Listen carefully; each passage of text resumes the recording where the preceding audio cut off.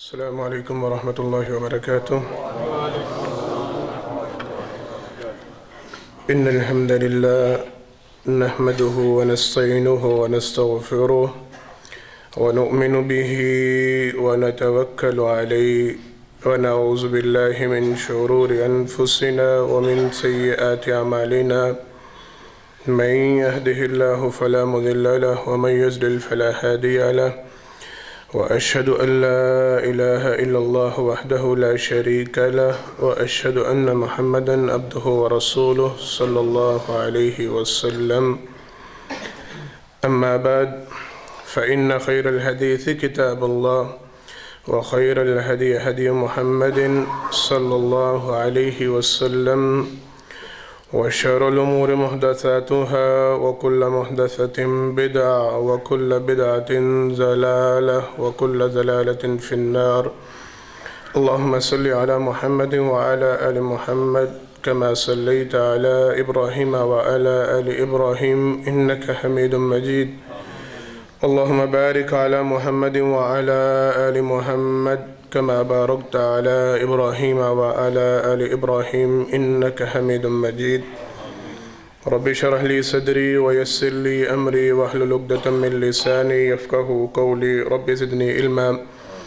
أعوذ بالله السميع العليم من الشيطان الرجيم من همزه ونفخه ونفثه. بسم الله الرحمن الرحيم. اليوم أكملت لكم دينكم وأتممت عليكم نعمتي ورضيت لكم الإسلام دينا. ہر قسم کی تعریفات حمد و ثنا اللہ رب العالمین کے واسطے خاص ہیں. انگن لا تعداد بے شمار درود و سلام ہو امام الانبیاء حبیب کبریا جناب محمد مصطفیٰ صلی اللہ علیہ وسلم کی ذات گرامی پر. حضرات محترم، دین اسلام کے اصول و ضوابط کے حوالے سے چند ایک باتیں سمجھنا انتہائی ضروری ہے.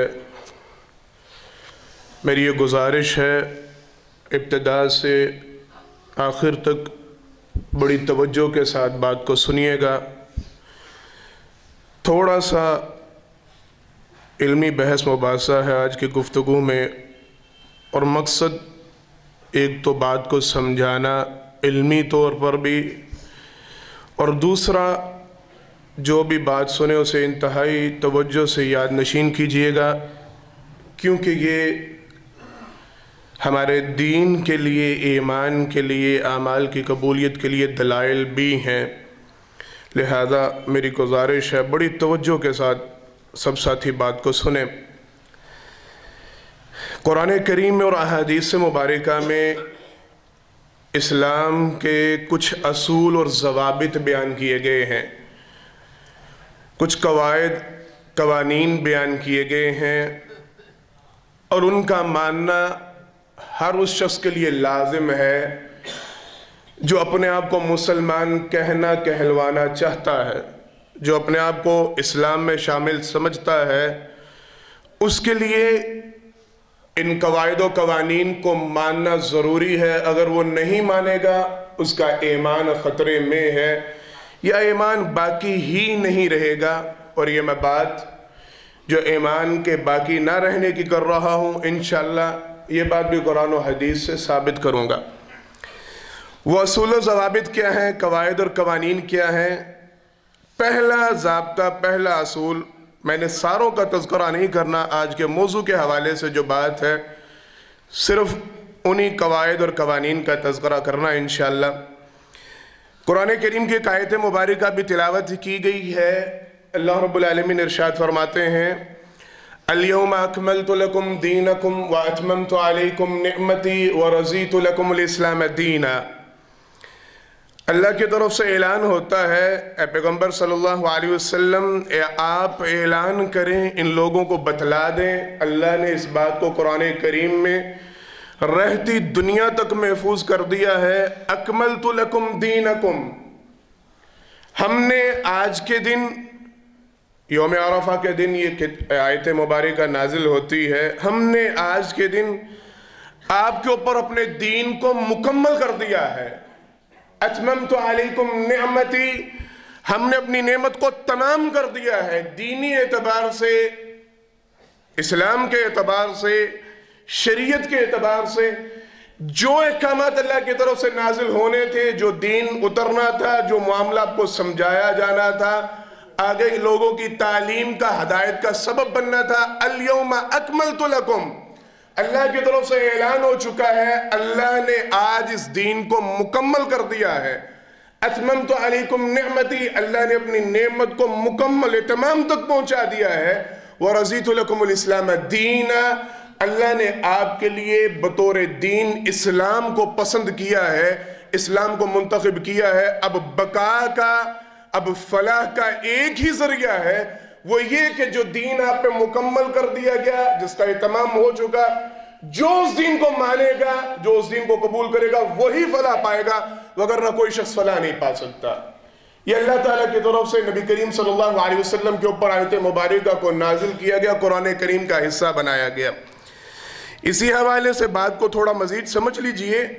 جناب عمر رضی اللہ تعالیٰ عنہ ان کے دور خلافت میں کہ یہودی عالم ان کے پاس آیا، آگے کہنے لگا عمر، یہ بخاری اور مسلم دونوں کتابوں میں یہ بات موجود ہے، یہ روایت موجود ہے، کہنے لگا امیر المومنین جناب عمر رضی اللہ تعالیٰ عنہ یہودی تھا لیکن ان کو اپنا سربراہ مانتے تھے، کہنے لگا آپ مسلمانوں کے، مومنوں کے امیر ہیں، میں آپ کو ایک بات بتلانے جا رہا ہوں، آپ کی کتاب میں اللہ کی طرف سے ایک آیت مبارکہ نازل کی گئی ہے، میں یہودی یہ بات کہتا ہوں، اگر وہ آیت مبارکہ اللہ ہمیں دے دیتے، ہم اس دن کو بطور عید مناتے۔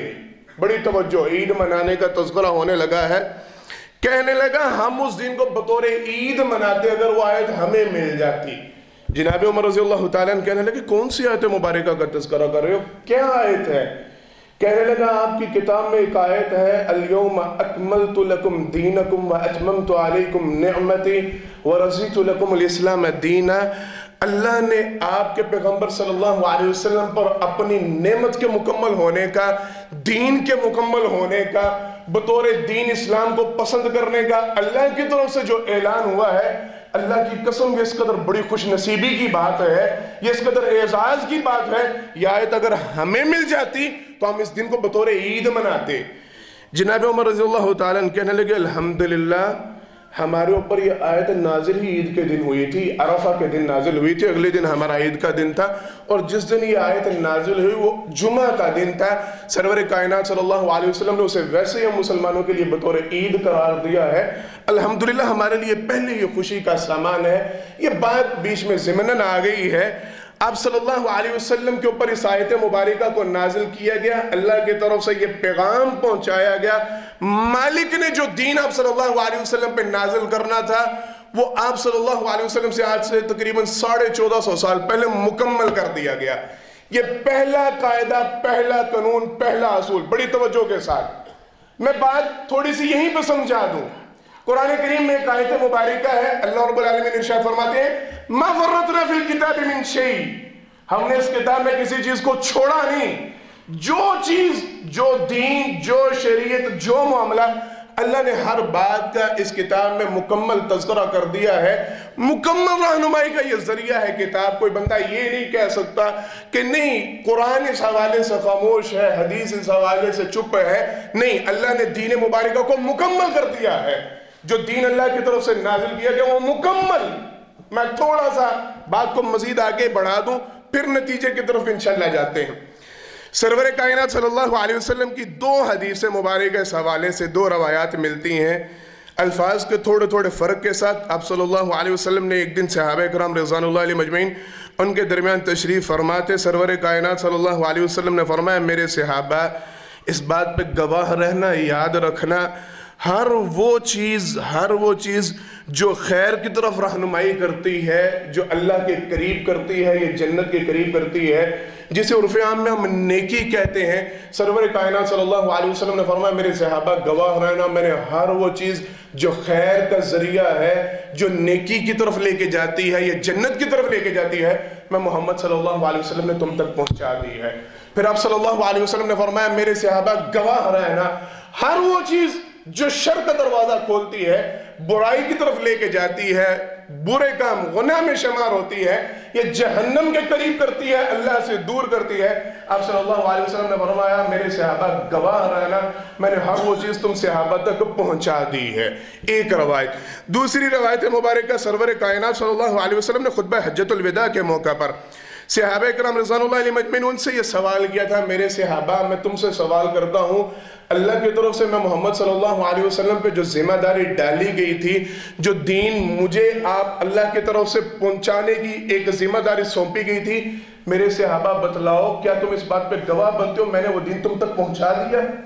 صحابہ اکرام رضوان اللہ علیہ مجمعین بیک آواز سارے کہنے لگے اللہ کے پیغمبر صلی اللہ علیہ وسلم آپ نے وہ دین مکمل پورے کا پورا ہم تک پہنچا دیا، ہم سارے اس بات کے اوپر گواہی دیتے ہیں۔ سرور کائنات صلی اللہ علیہ وسلم نے 3 مرتبہ یہ سوال کیا، کیا وہ جو دین اللہ کی طرف سے مجھ پہ نازل کیا گیا اور جس کی ذمہ داری مجھ پہ نازل کی گئی کہ میں نے تم تک پہنچانی ہے، کیا میں نے ہر وہ بات تم تک پہنچا دی؟ صحابہ نے پھر گواہی دی اللہ کے پیغمبر صلی اللہ علیہ وسلم آپ نے مکمل حق ادا کر دیا ہے نبوت کا، رسالت کا، ہر وہ بات جو دین کا حصہ ہے، شریعت کا حصہ ہے، آپ صلی اللہ علیہ وسلم نے ہم تک پہنچا دی۔ 3 مرتبہ صحابہ کرام رضوان اللہ علیہ مجمعین نے اس بات کی گواہی دی۔ یہ دونوں باتیں ذرا جمع کر لیں، قرآن کریم مکمل، دین مکمل، سرور کائنات صلی اللہ علیہ وسلم نے ہر وہ بات جو دین کا حصہ ہے، جو نیکی ہے، جو جنت کے قریب کرتی ہے یا اللہ کے قریب کرتی ہے، ہر وہ بات جو برائی ہے، جو شر ہے، جو اللہ سے دور کرتی ہے، جہنم کے قریب کرتی ہے، سرور کائنات صلی اللہ علیہ وسلم نے ہر اس بات کو بیان کر دیا۔ بات یہاں تک مکمل نہیں ہوتی۔ دین کا قاعدہ، دین کا اصول، دین کا ضابطہ، اگر کوئی شخص اس حوالے سے کسی قسم کی کمی کا اظہار کرتا ہے، عقیدہ کے اعتبار سے، عمل کے اعتبار سے، کسی لحاظ سے، زبان سے، دل سے، عمل، جس بھی کنڈیشن میں اس بات کو ماننے سے انکار کرتا اس کا دین نامکمل ہے۔ میں نے ایک بات سمجھانی ہے توجہ کے ساتھ، اگر کوئی شخص معاذ اللہ ثم معاذ اللہ یہ کہتا ہے کہ دین اللہ کی طرف سے جو قرآن کریم میں آیت مبارکہ نازل ہوئی دین مکمل کر دیا گیا، نہیں یہ دین مکمل نہیں، توجہ، یہ دین مکمل نہیں، اس میں فلاں چیز کی کمی رہ گئی تھی، یہ کتاب مکمل نہیں، اس میں فلاں چیز چھوٹ گئی تھی۔ پیغمبر صلی اللہ علیہ وسلم نے جس بات کی گواہی اپنے صحابہ سے لی تھی کہ میں نے دین تم تک پہنچا دیا، آپ صلی اللہ علیہ وسلم نے حدیث مبارکہ میں جس بات کا اعلان کیا تھا میں نے ہر خیر کی بات، ہر شر کی بات تم تک پہنچا دی ہے، نہیں، پیغمبر صلی اللہ علیہ وسلم سے کچھ باتیں رہ گئی تھیں، کچھ معاملے رہ گئے تھے، کچھ باتوں کی وضاحت چھوٹ گئی تھی، کچھ باتیں بیان نہیں ہو پائیں۔ کیا مطلب ہوگا؟ اس کا قرآن کریم پہ ایمان ہوگا؟ بولیں، بآواز بلند بولیں، قرآن کریم کو ماننے والا ہوگا؟ جو قرآن کریم کے مکمل ہونے پہ ایمان نہیں رکھتا اس کا ایمان مکمل ہوگا؟ جو پیغمبر صلی اللہ علیہ وسلم کے حوالے سے یہ بات کہے کہ آپ صلی اللہ علیہ وسلم نے دین کی فلاں بات، دین کا فلاں مسئلہ ہم تک نہیں پہنچایا، حدیث اس معاملے میں خاموش ہے، آپ صلی اللہ علیہ وسلم کی سنت سے، سیرت سے، حدیث سے یہ کتاب نہیں ملتی، یہ بات نہیں ملتی، لیکن دین کا حصہ، لیکن خیر کا حصہ، نیکی کی راہ، نیکی کا حصہ، اس کا مطلب کیا؟ وہ سرور کائنات صلی اللہ علیہ وسلم کی رسالت کو ماننے والا ہے، وہ بہتان باندھتا ہے، وہ الزام لگاتا ہے، وہ الزام تراشی کرتا ہے، وہ قرآن کریم کو ماننے سے انکار کرتا ہے، وہ کہتا ہے نہیں یہ کتاب مکمل نہیں، فلاں مسئلہ رہ گیا تھا، معاذ اللہ ثم معاذ اللہ، وہ سرور کائنات صلی اللہ علیہ وسلم کی رسالت کو ماننے سے انکار کرتا ہے کہ پیغمبر صلی اللہ علیہ وسلم نے اپنی رسالت کا معاذ اللہ حق ادا نہیں کیا، یہ دین کا حصہ تھا، انہیں بتلانا چاہیے تھا، یہ نیکی کی بات تھی، انہیں سمجھانی چاہیے تھی، انہوں نے نہیں بتلائی، انہوں نے نہیں سمجھائی، یہ چھوٹ گیا، لہٰذا وہ سرور کائنات صلی اللہ علیہ وسلم کو مکمل رسول نہیں مانتا، آپ صلی اللہ علیہ وسلم کی رسالت کا منکر ہوتا ہے۔ یہ بات بظاہر سمجھ میں آ گئی، بظاہر کہنے میں ہم سب نے کہا کہ نہیں یہ تو ناممکن بات ہے کہ کوئی بندہ ایسا کہ وہ اسلام والا بھی ہو، ایمان والا بھی ہو، ماننے والا بھی ہو، قرآن پہ ایمان رکھتا ہو، رسول صلی اللہ علیہ وسلم پہ ایمان رکھتا ہو، پھر یہ بات کیسے کہہ سکتا ہے؟ کوئی بھی نہیں کہے گا بظاہر. لیکن جو بندہ دین کے اندر کوئی نئی بات لے کے آتا ہے، کوئی نیا مسئلہ گھڑتا ہے، کوئی نئی نیکی کی رونمائی اس کی کرتا ہے، کسی نئی نیکی کی طرف اپنے گمان میں نشاندہی کرتا ہے کہ یہ بھی دین کا کام ہے، یہ بھی خیر کا کام ہے، اس پہ بھی اتنا اجر ملتا ہے، اس پہ اتنا ثواب ملتا ہے، یہ بھی معاملہ ایسا. لیکن قرآن اس حوالے سے خاموش ہے، حدیث اس حوالے سے خاموش، ساری کی ساری اس حوالے سے مکمل خاموش ہے.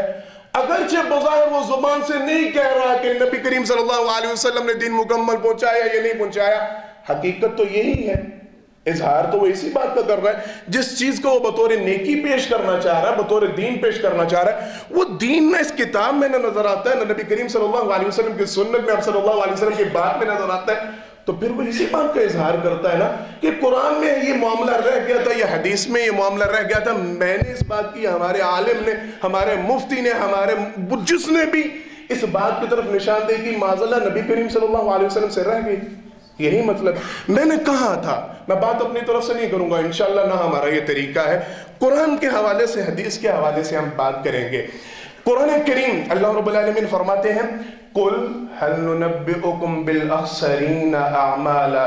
میں نے اعلان کیا تھا، میں نے ابھی وضاحت کی تھی، میں یہ ثابت کروں گا جو بندہ ایسی بات کرتا ہے، جو دین کے اس اصول، قاعدے، قوانین، ضوابط کو ماننے سے انکار کرتا ہے، اس کا دین مکمل نہیں رہتا، یہ دین رہتا ہی نہیں. ہم نہیں فتوے لگاتے ہوتے کہ نہیں وہ کافر ہے، نہیں.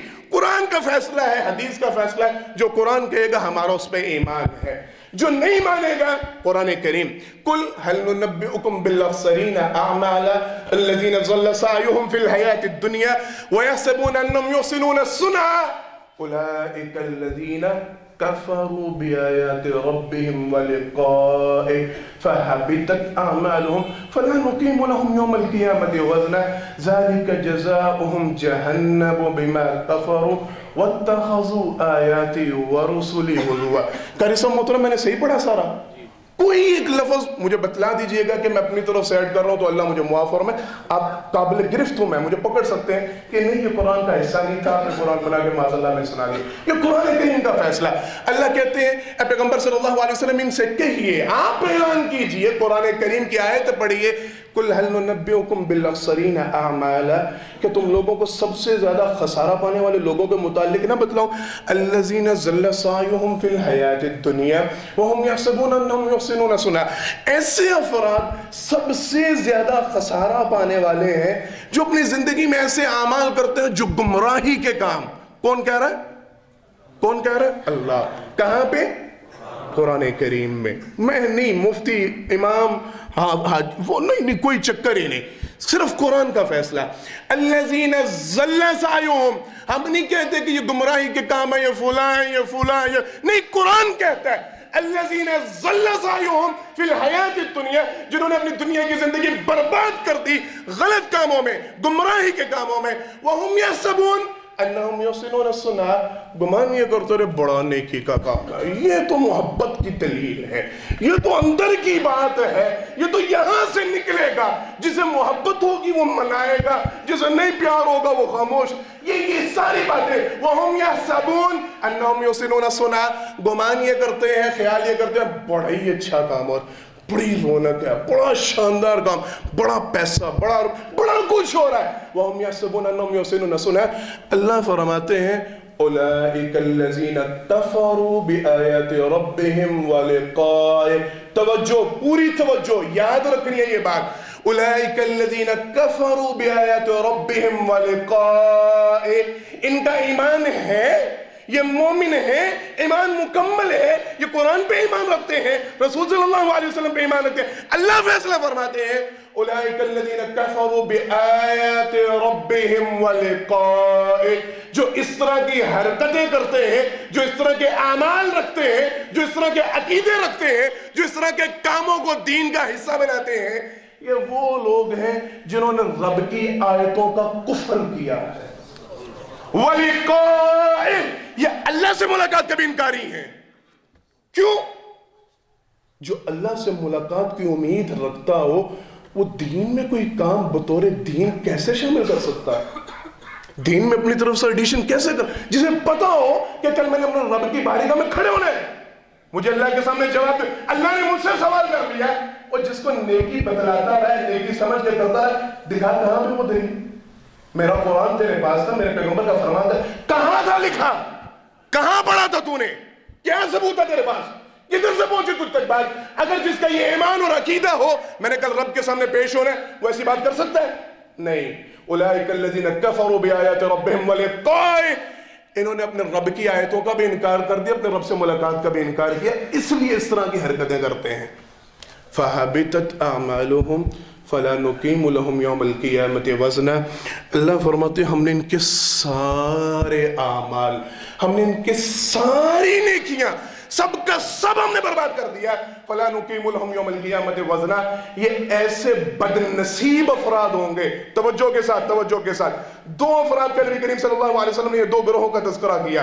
पहला ग्रोह आप सल्लल्लाहु अलैहि वसल्लम ने फरमाया अल्लाह को इतने महबूब, अल्लाह को इतने पसंदीदा, इतनी नेकी है, या उनका अल्लाह के साथ मामला ऐसा, सरवर कायनात सल्लल्लाहु अलैहि वसल्लम ने फरमाया नुकीमु लहुम यौमल क़ियामति वज़ना, अल्लाह उनके अमाल का वजन नहीं करेंगे। नेकियां उनका अल्लाह के साथ ताल्लुक प्यार अल्लाह को इतना पसंद आएगा, अल्लाह पकड़ेंगे, मुट्ठी में लेंगे, जन्नत में बगैर हिसाब किताब के, बगैर वजन के डाल देंगे। अल्लाह हम सबको उनमें शामिल फरमाए। दूसरे बदनसीब वो हैं जिनका तज़किरा कुरान करीम की आयत मुबारका में अल्लाह फरमाते हैं इस कदर अल्लाह के यहाँ नापसंदीदा है, इतने बुरे हैं, अल्लाह रब्बुल आलमीन इनके सारे अमाल बर्बाद कर देंगे। मालिक इनकी नेकियां बुराइयां उनको तोलना भी पसंद नहीं करेंगे, इनको वैसी ज़ालिका जज़ाउहुम जहन्नम, अल्लाह इनको वैसी जहन्नम के अंदर बना देंगे। क्यों? दोबारा ज़ालिका जज़ाउहुम जहन्नम बिमा कफ़रू, इनके कुफ्र की वजह से, इनके इनकार की वजह से अल्लाह ने इनको ठिकाना जहन्नम का दिया है। क्या मामला है? मैंने वज़ाहत की है, ये कुरान करीम के फैसले हैं। जो इन कवायद को, इन असूल व ज़वाबित को नहीं मानता, अल्लाह उसके ईमान को नहीं मानते। जो कुरान करीम को मुकम्मल नहीं मानता, हदीस शरीफ को मुकम्मल नहीं मानता, अल्लाह उसके ईमान को ही नहीं मानते। अल्लाह आगे तज़किरा फरमाते हैं ज़ालिका जज़ाउहुम जहन्नम बिमा कफ़रू वत्तख़ज़ू आयाती व रुसुली हुज़ुआ। बड़ी तवज्जो, बड़ी तवज्जो। अल्लाह की कसम मैं ये समझता हूँ ये जो सारे तमाशे हो रहे हैं, ये जो सारे सिर्फ इतनी सी बातें, ये सिर्फ कुरान करीम की ये आयत हमारी समझ में आने सारे मसले हल हो जाते हैं, सारे ये सारा कुछ खुद ही छूट जाता है। अल्लाह फरमाते वत्तख़ज़ू आयाती व रुसुली हुज़ुआ। जो बंदा इस तरह की हरकतें करता है ना, जो बंदा इस तरह के काम करता है, अल्लाह क्यों इसे बार बार इसके कुफर का ऐलान कर रहे हैं, इसके अमाल को बर्बाद करने का ऐलान कर रहे हैं, इसके लिए जहन्नम का ऐलान कर रहे हैं? अल्लाह फरमाते हैं जो बंदा ऐसी हरकत करता है उसका अल्लाह पे ईमान दूर की बात, नबी करीम सल्लल्लाहु अलैहि वसल्लम पे ईमान दूर की बात, कुरान करीम मुकम्मल, हदीस मुकम्मल, इस पे ईमान दूर की बात, वत्तख़ज़ू आयाती व रुसुली हुज़ुआ, इन्होंने मेरी किताब का, मेरी आयत का और मेरे रसूल का मजाक उड़ाया है। मैंने वज़ाहत एक दफा पहले भी की है, ये मजाक मैं नहीं कह रहा। कुरान करीम आपके सामने पड़ा, कारी साहब मोहतरम से पूछ लीजिएगा, तर्जुमा समझ लीजिएगा, अगर गलत हो तो मुझे बतला दीजिएगा। ये कुरान करीम के अल्फाज है, अल्लाह कहते हैं इन्होंने अल्लाह की आयत और अल्लाह के रसूल का मजाक उड़ाया है। किस तरह मजाक उड़ाया? कहते ये है, ऐलान ये करते हैं, बात ये करते हैं, अकीदा ये सुनाते हैं, हमारा ईमान है ये कुरान करीम मुकम्मल किताब, हमारा इस पे ईमान है, ये अल्लाह की तरफ से नाज़िल शुदा, ये महफूज है, ये सब कुछ है, ये है हमारी जाने कुर्बान सरवर कायनात सल्लल्लाहु अलैहि वसल्लम पे हदीस की शान, ये वो फला सारा कुछ कहते हैं। जब मानने की बात आती है, अपनी तरफ से एडिशन, अपनी तरफ से इजाफा, अपनी तरफ से दीन का हिस्सा, फिर अल्लाह की आयत मुकम्मल कहां पे रही? फिर किताब मुकम्मल कहां से रही? फिर हदीस में इनका ईमान कैसा रहा? जब दीन इनकी मर्जी का, बात इनकी मर्जी की, नेकी इनकी मर्जी की, तो अल्लाह पे, अल्लाह के रसूल पे ईमान कैसा? इन्होंने अल्लाह और उसके रसूल का मजाक उड़ाया। कहते कुछ है, करते कुछ है, वही दिखाना और मारना, और बात वहां पे मुकम्मल मुकम्मल सारा ईमान, अमलन बात आए तो सारा कुछ दिन में एडिशन, सारी ज़ियादतियां, सब कुछ आगे।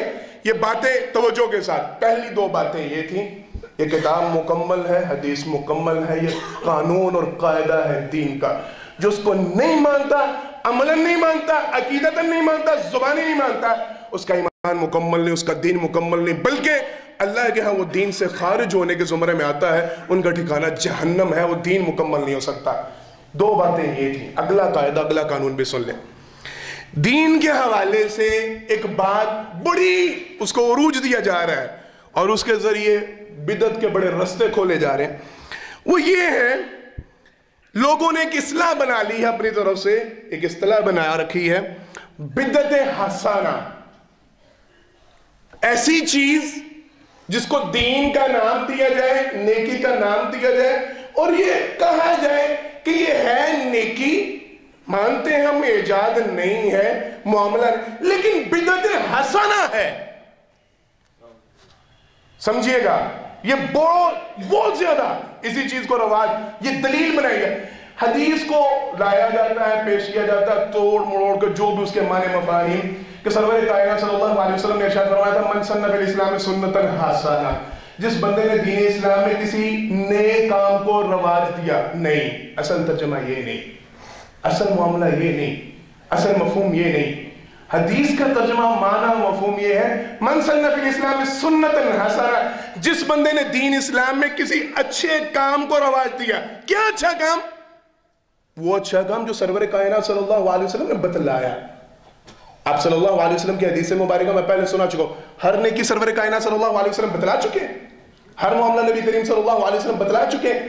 جو لوگوں کے درمیان نیکی کو رواج دیتا ہے، نئی نیکی نہیں، نیا کام نہیں، نئی چیز کی ایڈیشن نہیں، جو سرور کائنات صلی اللہ علیہ وسلم نے نیکیاں بتلائیں، دین کے رستے بتلائے، لوگوں کو ان نیکیوں پہ لگاتا ہے، لوگوں کو اس دین پہ چلاتا ہے جو سرور کائنات صلی اللہ علیہ وسلم، یعنی دوسرے لفظوں میں دین کی تبلیغ کرتا ہے، نیکی کی تبلیغ کرتا ہے، لوگوں کو نیکی کی طرف مائل کرتا ہے۔ یہ حدیث یہ تھی، لوگوں نے اس کو بدعت حسنہ کا درجہ کہ نہیں جی ایسا کام جو ہو، نیا کام، ایڈیشن نہیں، یہ ہو وہ بدعت حسنہ میں اس کا شمار ہوتا ہے اور اس کا اجر ثواب مل جائے گا۔ میں نے ذرا اس کی بھی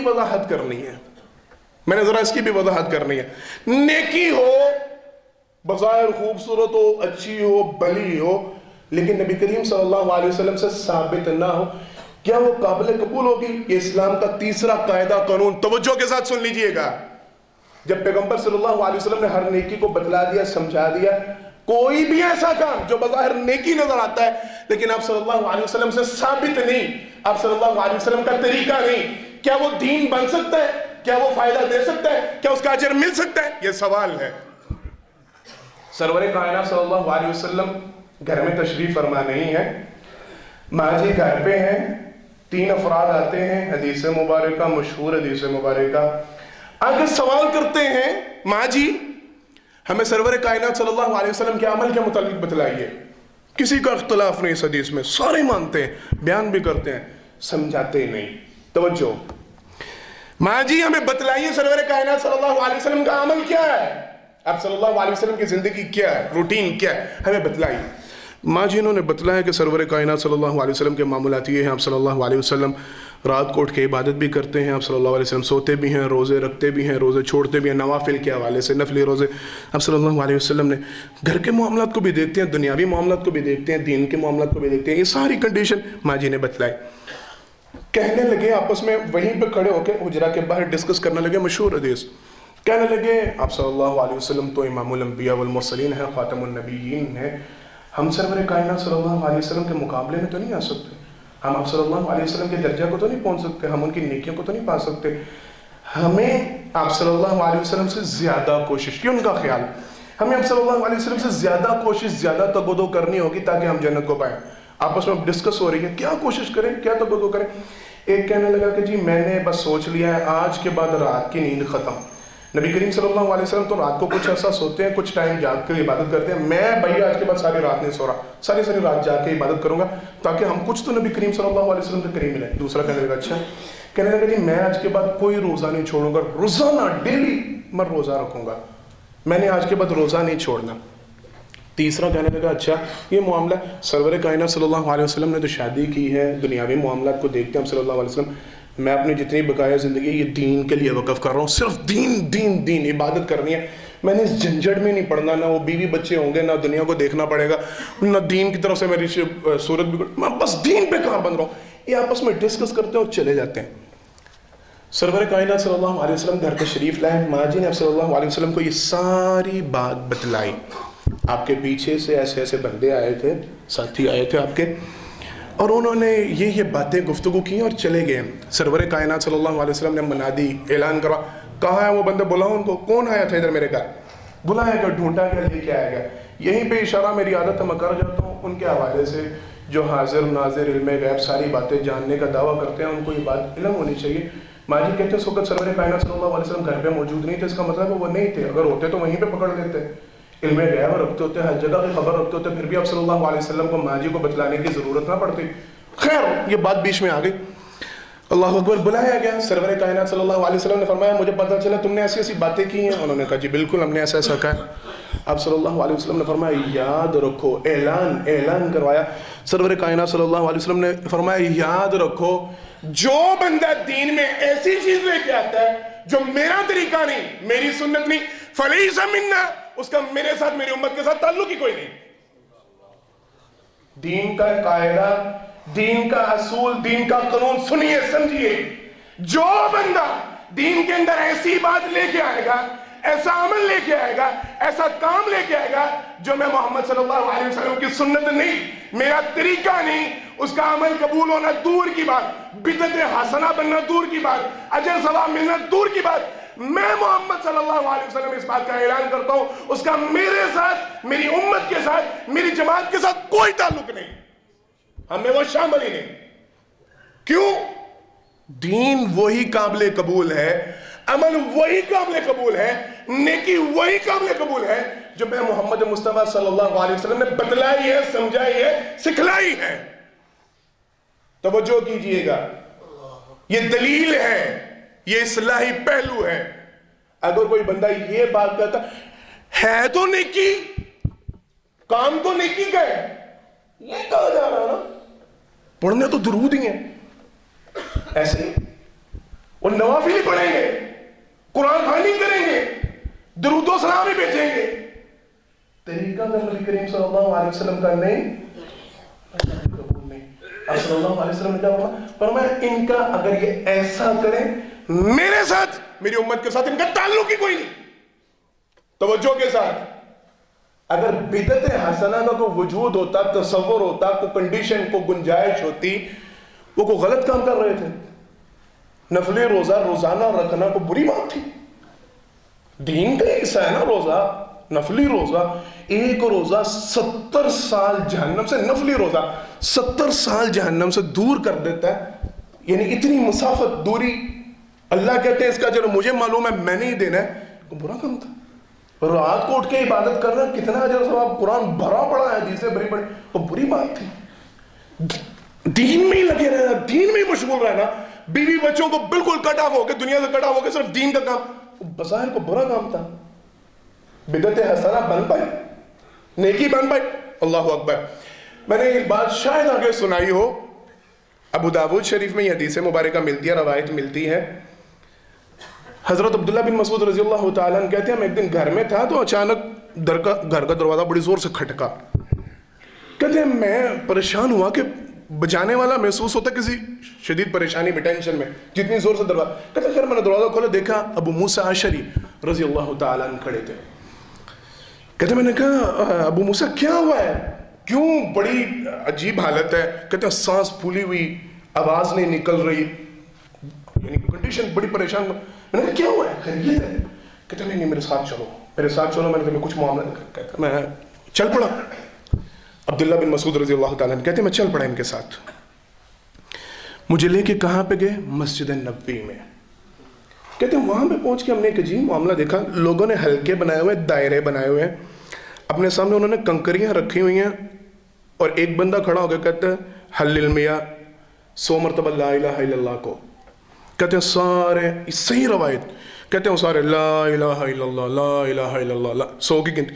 پھر ایک کہتا ہے حمد اللہ میاں، اللہ کی 100 دفعہ الحمدللہ کو، 100 دفعہ تمہید. کہتے ہیں سارے الحمدللہ الحمدللہ. ایک بندہ کہتا ہے قبر اللہ میاں، وہ سارے 100 دفعہ اللہ اکبر اللہ، کہتے ہیں میں سارا معاملہ دیکھ رہا ہوں، کہتے ہیں میں نے ابو موسیٰ اشعری سے پوچھا ابو موسیٰ تم نے ان کو کچھ سمجھایا ہے؟ کہنے لگے نہیں، میں نے ان سے بات نہیں کی، میں آپ کی طرف اسی لیے آیا تھا، مفسر قرآن ان کا بڑا مقام تھا، مانے جاتے تھے، کہتے ہیں میں اسی لیے آپ کے پاس آیا ہوں کہ آپ ان کو ذرا کے واضح نصیحت کریں یہ کیا حرکت ہو رہی ہے؟ کہتے ہیں میں نے ان کو روکا، میں نے کہا بھائی یہ کیا کام کر رہے ہو؟ کہنے لگے آپ دیکھ رہے ہیں عبداللہ بن مسعود رضی اللہ عنہ سے، عبداللہ آپ دیکھ رہے ہیں ہم نیکی کا کام کر رہے ہیں، ہم تسبیحات پڑھ رہے ہیں، بڑی ان کی فضیلت ہے، بڑی ان کی شان ہے اور مقام ہے۔ کہتے ہیں میں نے کہا اللہ کی قسم ہم نے تم سے زیادہ نبی کریم صلی اللہ علیہ وسلم کے دور کو پایا، ہم نے تو یہ معاملہ کبھی نہیں دیکھا۔ بات سمجھیے گا، ہم نے تم سے زیادہ سرور کائنات صلی اللہ علیہ وسلم کے دور ہم نے نہیں آج تک یہ معاملہ دیکھا، تم کیوں کر رہے ہو؟ کہتے ہیں پھر ایک شخص کھڑا ہوا، کہنے لگا عبداللہ وہ غلط کام ہے، اللہ اکبر کہنا غلط معاملہ ہے، سبحان اللہ کہنا وہ غلط بات ہے، الحمدللہ کہنا وہ غلط بات ہے، یا لا الہ الا اللہ کہنا وہ غلط بات ہے، وہ غلط کام کر رہے ہیں۔ کہتے ہیں عبداللہ بن مسعود رضی اللہ تعالیٰ کہنے لگے اللہ کی قسم میں نے سرور کائنات صلی اللہ علیہ وسلم کی زبان رسالت سے یہ بات سنی ہے، میرے بعد ایسے افراد آئیں گے جو دین کا نام لیں گے لیکن دین قرآن ان کے حلق سے نیچے نہیں اترے گا، تم مجھے ان میں سے نظر آتے ہو۔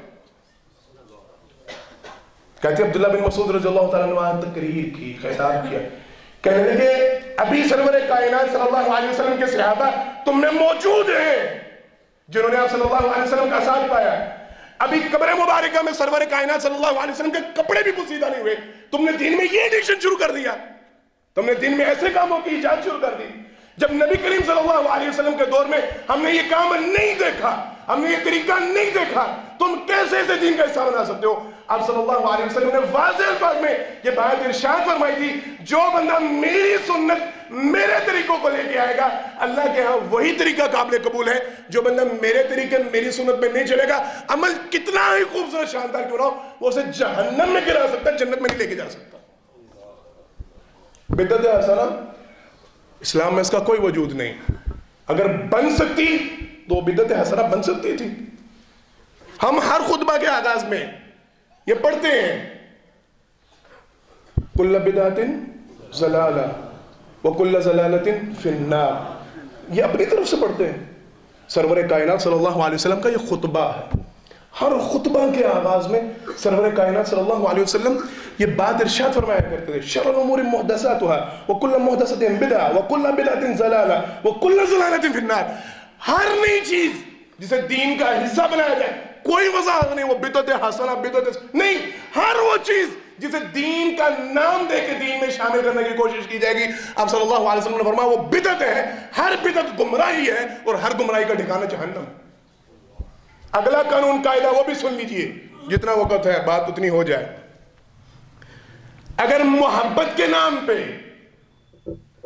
عقیدت کے نام پہ، احترام کے نام پہ دین میں کسی بات کا اضافہ کیا جائے، کیا وہ قابل قبول ہوگا؟ ایک آدھے منٹ کی بات انشاءاللہ، کیونکہ وقت میرا مکمل ہو چکا۔ بڑی توجہ کے ساتھ سرور کائنات صلی اللہ علیہ وسلم اپنے صحابہ کرام رضوان اللہ علیہ مجمعین ان کے درمیان تشریف فرما ہے، آپ صلی اللہ علیہ وسلم نے ارشاد فرمایا ایاکم والغلو فی الدین، میرے صحابہ خبردار، حدیث کے الفاظ خبردار، دھیان رکھنا دین میں غلو سے کام نہ لینا، دین میں زیادتی سے کام نہ لینا۔ کیوں؟ آپ صلی اللہ علیہ وسلم نے ارشاد فرمایا تم سے پہلے بھی جتنی امتیں برباد ہوئی ہیں دین میں زیادتی اور غلو کی وجہ سے ہوئی ہیں۔ ایک حدیث، دوسری حدیث مبارکہ آپ صلی اللہ علیہ وسلم کے وہاں پہ الفاظ ہے ایاکم والتطرد فی الدین لا تطرد فی الدین، او کما قال نبی صلی اللہ علیہ وسلم، فرمایا نبی کریم صلی اللہ علیہ وسلم دین میں اضافے ایڈیشن نہ کرنا، جس طرح یہود و نصارہ نے اضافے کیے۔ آپ صلی اللہ علیہ وسلم نے فرمایا میں اللہ کا بندہ اور اللہ کا رسول ہوں، یہود و نصارہ انہی اضافوں کی وجہ سے برباد اور ہلاک ہوئے۔ وضاحت کر دوں، آپ کا کیا خیال ہے اور کیا گمان ہے؟ وقالت الیہود عزیر ابن اللہ، قرآن کریم، وقالت النصارى المسیح ابن اللہ، یہودی کہتے تھے عزیر علیہ السلام اللہ کے بیٹے ہیں، عیسائی کہتے تھے نہیں عیسیٰ علیہ السلام اللہ کے بیٹے ہیں۔ یہ کوئی نفرت تھی؟ بولیں معاذ اللہ ثم معاذ اللہ، یہودی عزیر علیہ السلام کی کوئی شان میں گستاخی کرنا چاہتے تھے، اللہ کا بیٹا بنا رہے تھے، عیسائی عیسیٰ علیہ السلام کو اللہ کا بیٹا بناتے تھے، کوئی نفرت کی بنیاد پہ کرتے تھے؟ مخالفت کی بنیاد پہ کرتے تھے. کوئی شان تو گھٹانے نہیں، کیا تھا؟ عقیدت، احترام، محبت، شان بڑھانے کے چکر میں کہ نہیں یہ تو عام بندہ ہی نہیں، یہ رسول ہی نہیں، یہ اللہ کا بیٹا ہے. شان میں اضافہ، محبت میں اضافہ، عقیدت میں اضافہ. نتیجہ لعن اللہ الیہود والنصارى، اللہ کی طرف سے لعنت برسی. یہ محبت کام آئی؟ عقیدت کام آئی؟ یہ خضوع کام آیا؟ نہیں. ساری کی ساری نیکیاں برباد، دین برباد، ٹھکانہ جہنم بن گیا. امام مالک کے پاس میں یہ واقعہ سنایا کرتا ہوں. آیا تھا ایک شخص، مختصراً سن لیجئے. آگے کہنے لگا حضرت میں نے میقات پہ جانا نہیں ہے احرام باندھنے، میں نے سرور کائنات صلی اللہ علیہ وسلم کی قبر مبارکہ سے احرام. کہنے لگے اللہ کے بندے کیا حرکت کر رہے ہو؟ تو میں نہیں پتا احرام میقات پہ جانا. حضرت نہیں آپ کو نہیں پتا، میری محبت بڑی ہے، میری عقیدت بڑی، احترام بڑا، میں احرام یہاں سے باندھوں گا. سر کہنے لگے اللہ کے بندے سرور کائنات صلی اللہ علیہ وسلم کا عمل وہاں پہ میقات پہ جا، یہاں سے کیوں باندھ؟ کہتا نہیں مجھے پتہ ہے، میں ساری باتیں مانتا ہوں، میری محبت مجھے اس بات پہ مجبور کرتے کہ میں یہاں سے احرام باندھ کے عمرہ کروں. 3 دفعہ سمجھایا، نہیں سمجھے. کہنے لگے اللہ کی قسم سرور کائنات صلی اللہ علیہ وسلم کی حدیث مبارکہ میں نے سن رکھی ہے. آپ صلی اللہ علیہ وسلم نے فرمایا من احب سنتی فقد احبنی ومن احبنی کان معی فی الجنہ. جو بندہ میری سنت، میرے طریقے سے محبت کرتا ہے، وہ میں محمد صلی اللہ علیہ وسلم سے محبت کرتا ہے، اور وہ کل قیامت کے دن جنت میں میرے ساتھ ہوگا. جو میں محمد صلی اللہ علیہ وسلم کی سنت اور طریقے سے محبت نہیں کرتا فلیس منا، اس کا میرے ساتھ کوئی تعلق ہی نہیں. یہ محبت ہے، عقیدت ہے. آپ صلی اللہ علیہ وسلم کے اگر طریقے کے مطابق ہیں، سنت کے مطابق ہیں تو محبت. اگر ان میں اپنی طرف سے اضافہ اور دین کا نام دے کے، محبت کا نام دے کے اس کو دین کا حصہ بنایا جائے گا، اسے اپنی محبت کا نام دیا جائے گا، وہ جہنم میں گرا سکتی ہے، جنت میں نہیں لے کے جا سکتی. وقت مکمل ہو گیا، انشاءاللہ باقی گفتگو پھر کبھی کریں گے. اللہ سے دعا اللہ مجھے اور آپ کو جو کہا جو سمجھ پر عمل کرنے کی توفیق عطا فرمائے. آخر دعوانا الحمدللہ رب العالمین.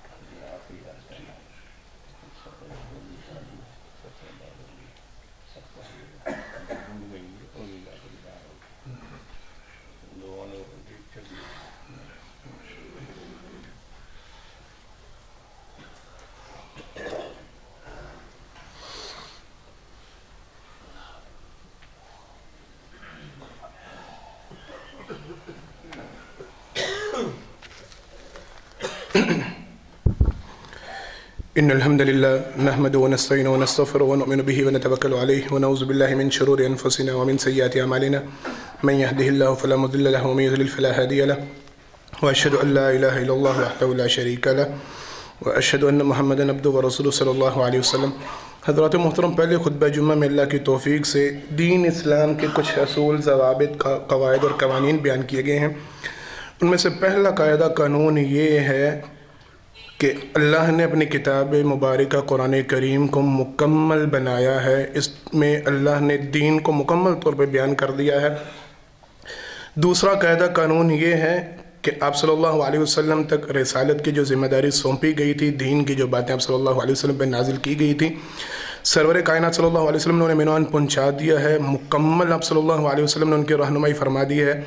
ہر نیکی کا رستہ، ہر نیکی کی بات آپ صلی اللہ علیہ وسلم نے بیان فرما دیا، اور ہر شر، ہر برائی کی طرف نبی کریم صلی اللہ علیہ وسلم نے نشاندہی فرما دی ہے. جو بندہ اس بات کو نہیں مانتا، اس قاعدے کو، اس قانون کو نہیں مانتا، اس اصول کو نہیں مانتا، قرآن کریم کو نہ مکمل سمجھتا ہے، یہ حدیث مبارکہ کو ادھورا سمجھتا ہے، اس کا ایمان مکمل نہیں، یا قرآن کریم کے مطابق اس کا ایمان ہی نہیں. یہ بات ایمان کے لیے لازم ہے، ضروری ہے، شرط ہے کہ اس قرآن کریم کو اور حدیث مبارکہ کو مکمل سمجھا جائے. اور اس کو مکمل سمجھنے کی کنڈیشن یہ ہے کہ دین کے اندر کوئی ایسی بات شامل نہ کی جائے، کسی ایسی چیز کو دین کا نام نہ دیا جائے، نیکی کا نام نہ دیا جائے جو قرآن سے ثابت نہیں، حدیث سے ثابت نہیں۔ جس کا وجود قرآن اور حدیث میں نہیں ملتا وہ دین کا حصہ ہو ہی نہیں سکتا، وہ نیکی کا رستہ ہو ہی نہیں سکتا۔ اگر کوئی شخص ایسی چیزوں کو دین میں ایڈیشن کرنے کی کوشش کرے گا، شامل کرنے کی کوشش کرے گا، وہ ایمان سے جاتا رہے گا۔ تیسری بات اس بات کی وضاحت کی گئی ہے، دین کے اندر بدعت حسنہ کا کوئی تصور نہیں۔